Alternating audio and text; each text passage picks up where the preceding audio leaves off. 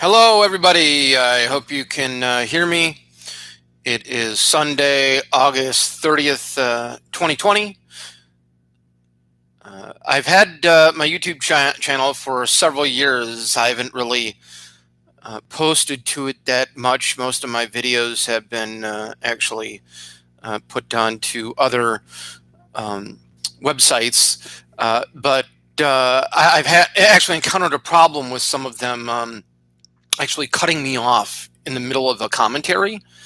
So I can't even finish what I'm going to say. And I'm not talking after like 30 minutes or 60 minutes. I'm talking like 2 minutes into a video commentary and I just get cut off. But anyway, what I wanted to talk about was why I believe the United States is finished. I believe that we should probably be eulogizing the United States right now. And to preface this, I want to make clear that I'm not a left-wing Democrat. I am libertarian. I support free markets. I can't say I'm a huge fan of the Libertarian Party itself anymore, although I've been a card-carrying member of the Libertarian Party for about 20 years. But I do support free markets. My complaint with Donald Trump is not that he's trying to jettison government. It's not that he's some right-wing conservative extremist. It's that he's really objectively not much different than was Obama, except for since he's gotten into office, all that's happened is the government has gotten bigger and our problems have become worse. And what I find to be breathtaking are these right-wing pundits who like to suggest that somehow since Trump has gotten in office, he's made America great again. He's actually done something to change around the fundamentals. And like I said, all he's really done is he's taken the problems that we had in years past and made them even bigger since he's gotten into office. I guess what motivated me to sit down and make this video commentary was a news article that came out recently about the Federal Reserve. That would be the Fed head Jerome Powell giving a speech talking about how the Fed needs to, of course, hold interest rates near 0%. And the primary way that the Fed drives down interest rates in both nominal and real terms is to pour in the money supply. Increase in supply of loanable funds tends to suppress nominal rates, creating inflation, creating money out of thin air. Increasing the supply of loanable funds, that also lowers the real rate of interest by allowing debtors to pay back creditors, borrowers to pay back lenders with devalued dollars. And this is not a healthy thing. Interest rates, that's the rate of discount, the discount rate of future goods against present goods. If you, for example, say you're an investor and you want to buy say a printing press, you don't pay more. Excuse me, I just ate some potato chips a little bit ago. There, okay. So if you're an investor and say you're going to buy a printing press, you're not going to pay more for a printing press than the return that you're going to make on it. Suppose the net income you can generate with the printing press is, say, $100,000 over 5 years. You're not going to pay $100,000 for this thing. Okay. That is something called originary interest. The rate of interest is the return on your investment. When we start talking about negative real rates, or even negative, of course they don't have negative nominal rates, but negative real rates, we're talking about a negative rate of return in real terms. It's impossible for the loan market to extend credit at negative real rates and not become insolvent. This is very unhealthy. I mean, you talk about trying to destroy the economy. That's what the Federal Reserve is doing by pouring on the money supply. Donald Trump, for the record, his only complaint of the Fed, if you can even call it that, has been that the Fed has not been promiscuous enough. I could go pull up the articles where the Trump literally agitates for the Fed to run an even more promiscuous monetary policy. And the sad part is it actually seemed maybe like in the last few years that maybe Jerome Powell was going to try to do the right thing, but then you had Donald Trump, who was complaining about Jerome Powell running too tight a monetary policy. And it's not like the Fed was even tight, you know. So, you know, Trump just wants the Fed to create inflation at a faster pace. That is not free market. That is not something we should be celebrating. It's not a departure from Obama. It's not a departure from Bush. Objectively, Donald Trump is Obama on steroids. And, like I said, so Jerome Powell recently gives a speech, and what he articulated, I remember, reading about this over a decade ago. I believe that they refer to it as the price level gap theory. And this was like something that, Bernanke was, I think Bernanke was a big proponent of this one as well, going back, like I said, over a decade ago. And objectively, what this is saying is that suppose there's a year where the Federal Reserve doesn't get 2% inflation, as though we can even rely on the Fed's measurement of inflation. As though they're not using a gerrymandered CPI to try to underestimate inflation and, pretend that there is a lot less inflation than there really is. So when the Fed says there's a 2% inflation, it's more like 10, 15, maybe even 20%. Really, there's that much of a disconnect there. But bottom line is, if they don't achieve that 2%, well, then it's okay. Just let inflation run a little hotter, as they call it, the next year. And this is so absurd. Because, let's think about this for a minute. That objectively, what the Fed is saying is that it's okay to pour in the money supply and create even more inflation because of all those past years that maybe we didn't destroy the value of the dollar enough.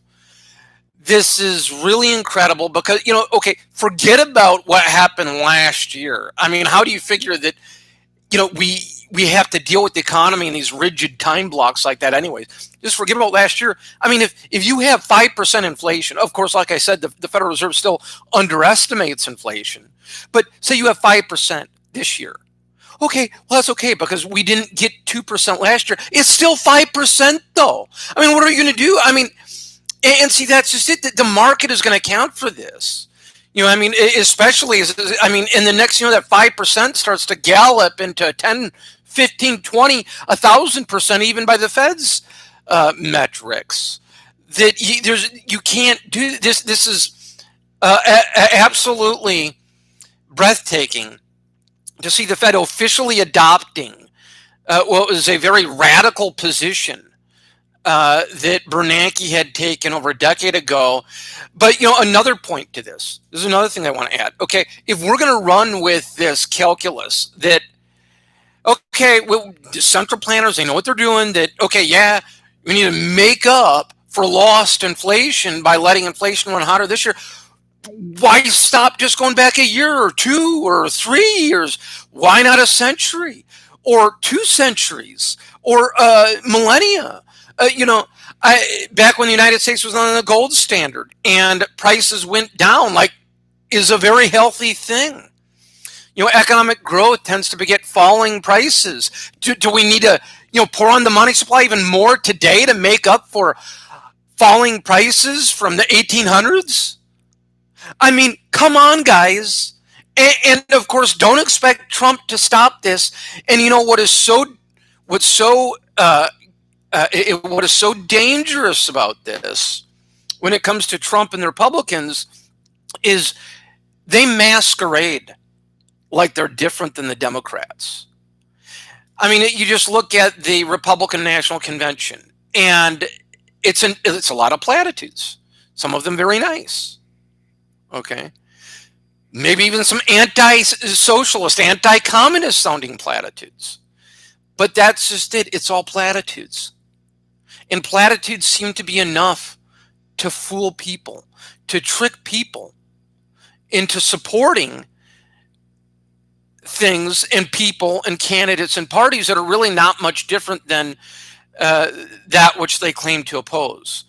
And I think that is, I mean, I guess if there's one message I could really get across, it's the importance of understanding that there's no difference between the two major parties, except for maybe the language and the platitudes that they use, and that all the Republicans are using on us are platitudes. And it's like the other day I'm listening to some conservative right-wing, Republican talk show, which I will do to kind of monitor, enemy transmissions. Not that, again, I'm a Democrat.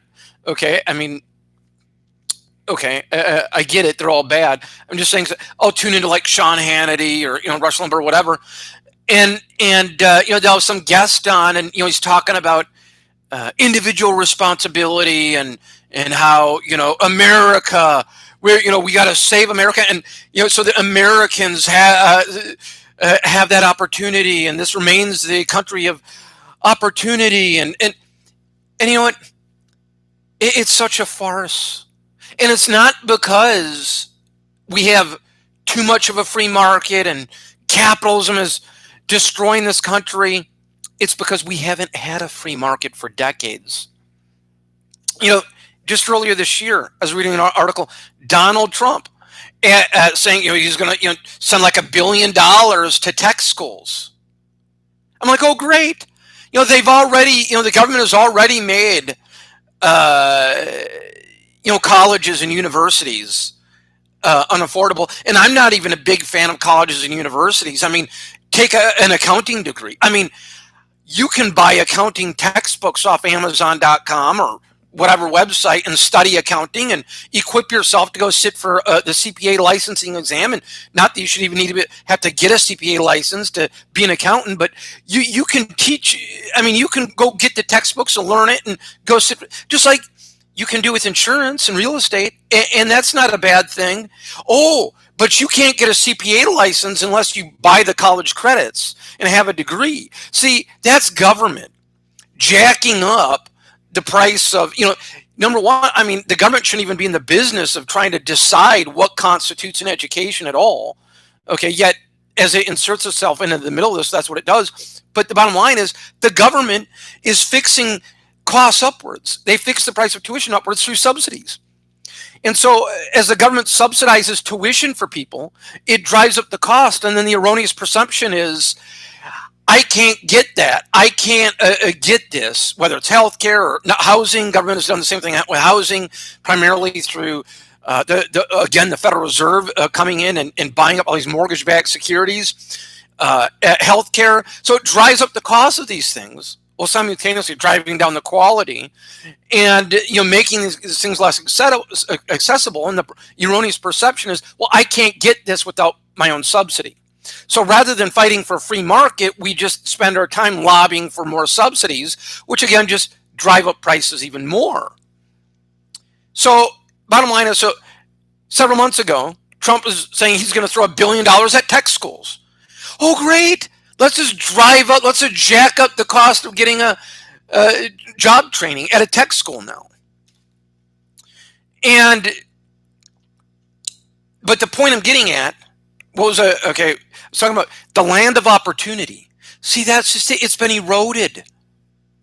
Not from too much free market, not from capitalism, from government growth. And all these people, it's like, yeah, these are nice sounding platitudes, individual responsibility and the land of opportunity, but we don't have it. And to pretend that we do is dishonest. But see, that's what the Republican Party does. Like, they're fighting to preserve a free market that we don't have. And then you look at the spending under Trump, it has metastasized. Now, I speak as somebody who started Veterans for Ron Paul in the year 2007. I served on active duty in the Marine Corps in the 1990s. I was infantry, honorable discharge. I'm very disappointed in Rand for having endorsed Donald Trump. And again, not that I'm a left-wing Democrat. I'm not saying Joe Biden is the answer, but Donald Trump is not the answer. And I think that what Rand does is he gives cover to bad ideas and bad policies. And I think, for all the gains that Rand Paul thinks he's making, like somehow this gets him access, what he's doing actually is making himself completely ineffective for the cause of liberty, because he should be sitting down with Trump, explaining to Trump why Trump is wrong. Why, hey, you, sir, you're wrong on you're agitating for the Fed to run an even more promiscuous monetary policy. He needs to be calling Trump out on this. It's kind of funny, like I was talking about earlier, the price level gap theory. My idea of a price level gap is the exact opposite of the Federal Reserve's. The Federal Reserve is like, whoa, if we haven't made prices go up enough last year, then it's okay for them to go up even more this year. My idea of a price level gap, in fact, you can call this Marx price level gap theory. What would prices be otherwise were it not for the Fed creating all this inflation? Well, let's look at the price of gold. Was it $2,000 an ounce? No, I haven't even looked today. Well, I mean, once upon a time it was $35 an ounce. So are we happy? What would prices be were it not, what would prices otherwise be were it not for the Federal Reserve creating all this inflation? And were it not for the fact the Federal Reserve has created all this inflation going back, a century? No. Well, a lot lower. That's my idea of a price level gap. There's a gap, all right. And what's funny is if you looked at, say, like a 2%, because supposedly that's a Federal Reserve target. Let's just take gold, for example, $35 per ounce. Okay, $35 per ounce gold. 1 second here. I'm going to do some math here. 2% inflation rate every year. Okay, $35 per ounce gold. Okay.